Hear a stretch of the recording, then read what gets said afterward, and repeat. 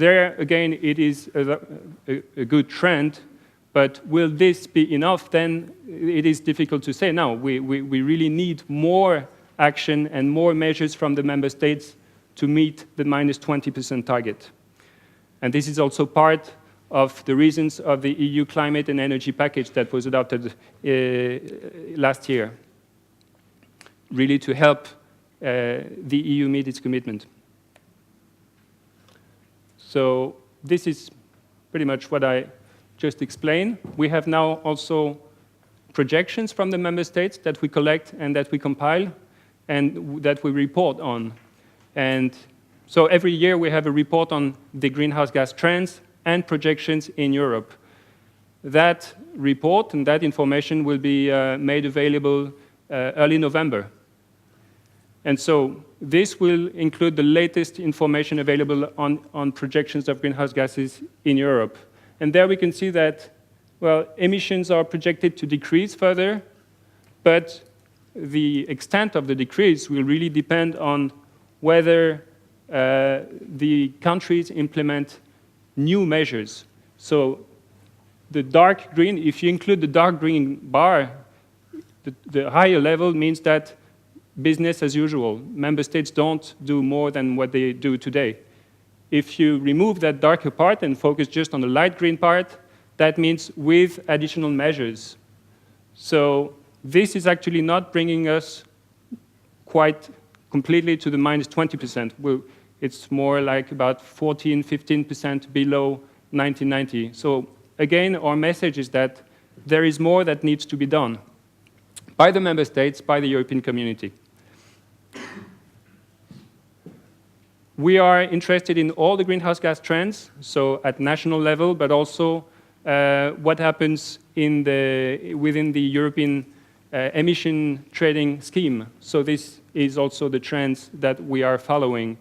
And again, our website has all the quantitative data that you need about those overall trends of national emissions, what happens at sector level, what sector reduces more its emissions, and we also follow very closely what happens within the emission trading scheme.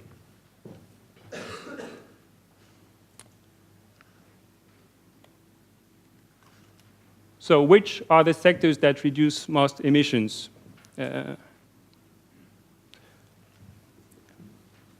Well, last year, just to give you an example of the analysis we do, we split the emission trends into sectors. The energy supply sector, the energy industry to produce electricity, the refineries. We have the industry that consumes energy. We have the transport sector, the households, so you and me burning gas in your kitchen or for heating. The fugitive emissions, industrial processes, agriculture, waste, aviation, etc. So there's a framework for analyzing those emission trends, and we look for each of these sectors where emissions increase and where they decrease. And for example, 2006, 2007, which is the latest years for which we have official data available, we can see that emissions decreased most in households. And that can be, well, then we try to find the reasons why emissions decreased there and not in the other sectors. Well, why did they decrease there? Because maybe we had a milder winter that required less heating in Europe. And so if it's warmer out, you need to burn less fossil fuels. So you don't emit as many greenhouse gases as you did the year before. And more recently, we see a decrease in trends in a lot of different sectors because the economic crisis affects all those sectors. So you will find more details, again, in our reports. And if you don't have the time to read our reports, we have press releases or highlights that summarize the information that you want to see. And again, we're also very open to respond to your questions.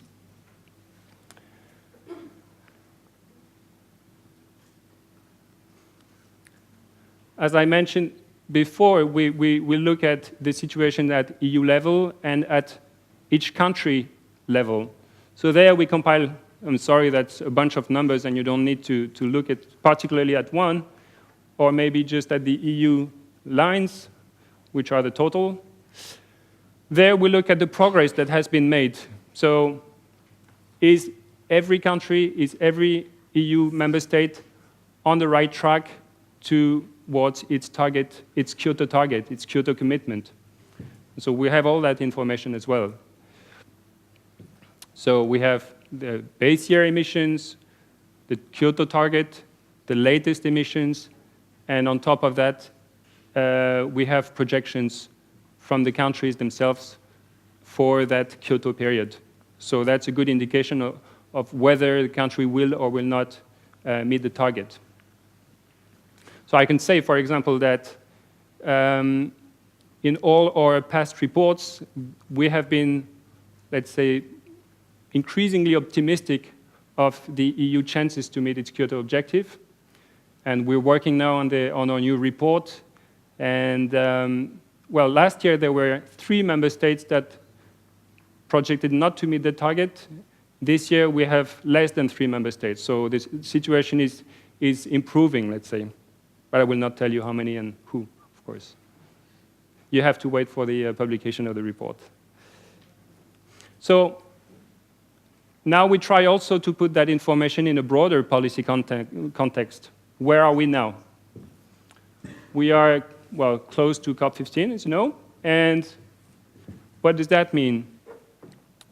Well, you see a lot of arrows that are superimposed. And that just explains that we are in the middle of an incredibly complex process with different negotiation tracks, different processes. You have the UNFCCC process, you have the G20, you have the Major Economies Forum, you have the Ban Ki-moon initiative next week, for example. So, and all those processes are interlinked to each other. They are interconnected. The goal, as was defined in Bali 2 years ago, is really to get an international agreement in Copenhagen. But well, that's really the goal for everyone. Will we get there? We hope. But things do not stop in Copenhagen. Copenhagen is an annual the COP, the Conference of Parties, is a meeting that takes place every year. So it's not just once and for all a meeting on climate. You have had 14 other meetings in the past years, and you will have meetings in the coming years, in the years afterwards. So it is a stepping stone, but it's one meeting in a long, ongoing process. Will we get an international agreement? Again, that depends on a lot of different factors, of the positions of the different players. A lot is also connected to what will happen in the US and whether the Senate will be able to adopt the Workman-Markey bill before the end of the year, and there's a big question mark on that. It also depends on well, the negotiating positions of the different players. Yeah. I mentioned different negotiating tracks. I don't know if I want to go into too much detail, but UNFCCC and the whole process is full of acronyms, and it's quite a nightmare for anyone who starts putting his nose in the documents. What does AWGLCA mean? Ad hoc working group on long-term cooperative action. Got it right?